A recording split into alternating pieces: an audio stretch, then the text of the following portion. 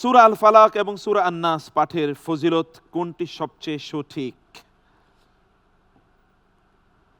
Options: ক, শুধু শয়তানের ওয়াসওয়াসা থেকে হেফাজত দেয়।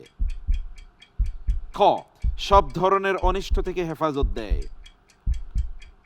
গ, শুধু গুনাহ মাফ করে, দুনিয়ার ক্ষতি রোধ করে না। ঘ, কবরের আযাব থেকে রক্ষা করে।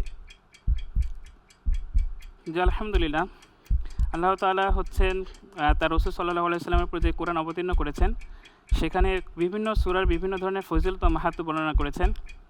তো এই একটা ধারাবাহিকতায় হচ্ছে সূরা আল ফালাক ও সূরা নাস কোরআন মাজিদের সর্বশেষ দুটো সূরা। এখানে যেই অপশনগুলো প্রদান করা হয়েছে সেই অপশনগুলোর মধ্যে শুধু শয়তানের ওয়াসওয়াসা, শুধু গুনাহ মাফ করে, এগুলো হচ্ছে একটা নির্দিষ্ট অংশ হয়ে যায়। আর কবরের আযাব থেকে মাফ করার জন্য তো হচ্ছে সূরা মূল কাছেই। তো সব ধরনের অনিষ্ট থেকে হেফাজত করাটা হচ্ছে মোটামুটি এখানে হচ্ছে সবচেয়ে যথার্থ আমি মনে করছি। তো আমি অপশন হিসেবে খ, সব ধরনের অনিষ্ট থেকে রক্ষা। অপশন হিসাবে খ সিস্টেম বলছে উত্তর সঠিক হয়েছে। আলহামদুলিল্লাহ। আলহামদুলিল্লাহ, আলহামদুলিল্লাহ, মোবারক মোবারক, আলহামদুলিল্লাহ। আমিন। Next segment.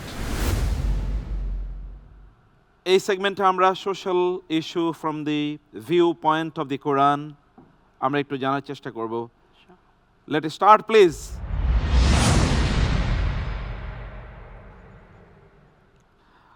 মা বাবার ঘরে প্রবেশের জন্য কোন তিনটি সময় মূলত অনুমতি চাওয়া আবশ্যক? এগেইন, অনুমতি ঘরে প্রবেশ। অপশনস: ক, সকালে, দুপুরে, রাতে। খ, ফজরের পূর্বে, দুপুরের পর, এশার পর। গ, যে কোনো সময়, শুধু রাতে নয়। ঘ, দিনের শুরুতে, দিনের মধ্যভাগে এবং সন্ধ্যায়। আল্লাহ তাআলা বলেছেন ওনাদের পোশাকের ক্ষেত্রে কিছু শিথিলতা থাকতে পারে। জি। তো আল্লাহ সুবহানাহু ওয়া তাআলা ওই তিনটে সময় আমাদের অত্যন্ত সতর্কতা অবলম্বন করতে বলেছেন।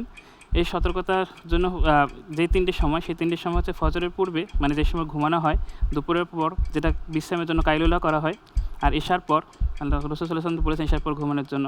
সেজন্য হচ্ছে আমি অপশন হিসেবে বেছে নিচ্ছি অপশন খ, ফজরের পূর্বে, দুপুরের পর আর ঈশার পর। অপশন খ লক করে দিলাম। সিস্টেম বলছে উত্তরটি this time it was also absolutely right. আলহামদুলিল্লাহ, আলহামদুলিল্লাহ। Next segment. Let start please.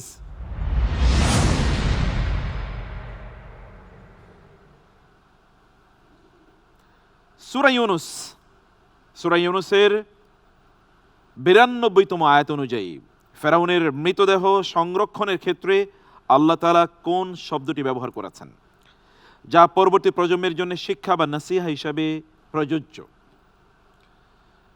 চলুন শব্দটি দেখি। ক, উদাহরণ, চিহ্ন ও শিক্ষা। খ, শুধু উদাহরণ। গ, আয়াত ও শিক্ষা। ঘ, চিহ্ন, উদাহরণ, আয়াত। আমি আল্লাহর উপর ভরসা করে অপশন বেছে নিচ্ছি ঘ, চিহ্ন, উদাহরণ, আয়াত। অপশন ঘ নিচ্ছেন আপনি, চিহ্ন, উদাহরণ, আয়াত।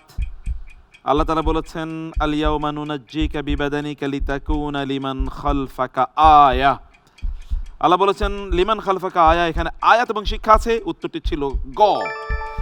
অ্যাবসলিউটলি রং। আমরা উত্তরটি নিতে পারছি না, সরি শামীম, আপনার মেডিকেল সায়েন্সের ইস্যু ছিল এটা। এতদিন লাশ মমি করে রাখা যায় নাকি? না। আল্লাহু আকবার। Next segment. প্রশ্ন। প্রথম প্রশ্ন, ফেরাউনের কাছে দিনের কথা উপস্থাপন করতে মূসা আলাইহিস সালামকে আল্লাহ তাআলা কিভাবে নির্দেশ দিয়েছেন? অপশনস: ক, নরম ভঙ্গি, যুক্তি এবং কড়া হুঁশিয়ারি, নরম এবং গরম। খ, ভয় দেখানো এবং শক্তভাবে আদেশ করা। গ, মৃদু ভাষা ব্যবহার এবং চমকপ্রদ নিদর্শন। ঘ, সরাসরি হুমকি, প্রমাণ ও অলঙ্করণ। জি আলহামদুলিল্লাহ, আল্লাহ সুবহানাহু ওয়া তাআলা মুসা আলাইহিস সালামকে ফিরআউনের কাছে যখন প্রেরণ করেন তখন সর্বপ্রথম বলেন যে ওনার কাছে হচ্ছে একদম নরম ভাষায় কথা বলার জন্য, এবং আল্লাহ সুবহানাহু ওয়া তাআলা ওনাকে যেই বড় নিদর্শন প্রদান করবেন সেই নিদর্শনের মাধ্যমে হচ্ছে ওনাকে দাওয়াত প্রদানের জন্য।